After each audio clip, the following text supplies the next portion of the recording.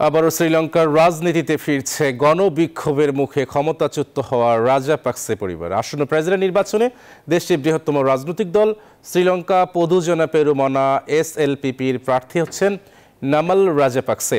৩৮ বছর বয়সী নামাল দেশটির ক্ষমতাচ্যুত প্রধানমন্ত্রী মাহিন্দ্রা রাজাপাকসের ছেলে।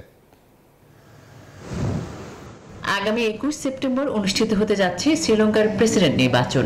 এই নির্বাচনে দেশটির বৃহত্তম রাজনৈতিক দল শ্রীলঙ্কা পদুজনা পেরুমনা SLPPর প্রার্থী হচ্ছেন দেশটির ক্ষমতাচ্যুত প্রধানমন্ত্রী মাহিন্দা রাজাপাকসের ছেলে নামাল রাজাপাকসে। এর মধ্য দিয়ে ২ বছর পর ফের শ্রীলঙ্কার রাজনীতিতে ফিরছে গণবিক্ষোভের মুখে ক্ষমতাচ্যুত হওয়া রাজাপাকসে পরিবারটি। চলতি শতকের শুরুর দিকে শ্রীলঙ্কায় তামিল বিদ্রোহীদের দমনে নেতৃত্ব দেওয়ার সুবাদেই লঙ্কার রাজনীতিতে রাজাপাকসে পরিবারের আধিপত্য সৃষ্টি হয়। এরপর দেশটির রাজনীতিতে চলে আসে পরিবারটির একচ্ছত্র আধিপত্য।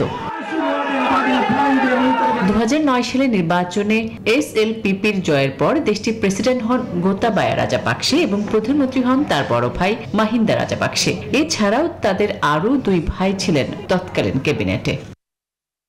তবে করোনা মহামারীতে সরকারের দুর্নীতি ও অব্যবস্থাপনার জেরে নজিরবিহীন অর্থনৈতিক সংকটে পড়ে শ্রীলঙ্কা। এর জন্য রাজাপাকসে পরিবারকে দায়ী করে সরকার পতনের আন্দোলন শুরু করে লঙ্কানরা। এক পর্যায়ে জনতার চরম বিক্ষোভের মুখে ২০২২ সালের জুলাইয়ে পদত্যাগ করে দেশ ছেড়ে পালিয়ে যান গোতাবায়া রাজাপাকসে। আসমাতুলি, নিউজ 24।